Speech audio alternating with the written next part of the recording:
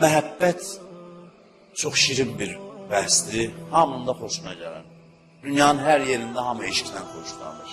Dünyanın bütün təranələri, musiqiləri, bütün surutları, bütün əsərləri, əsas istiqaməti eşqdir, məhəbbət. Məhəbbət hamıya doğma və xoş bir hissdir. Məhəbbətin önəmini anlamaq üçün bu mövzulara müraciət edirik. Bu müqəddimədəki mövzulara. Məhəbbət mənəviyyatın sirridir, həqiqətidir. Məhəbbət hamı bilir yaxşıdır. Dünyada elə bir insan yoxdur ki, məhəbbət pis bir şeydir. Olsa onun yəqin ağlı yoxdur. Məhəbbət hamı bilir yaxşıdır, amma sadə məsələ deyil aşiq olmaq. Sadə məsələ deyil. Onun haqqında danışmaq üçün əvvəl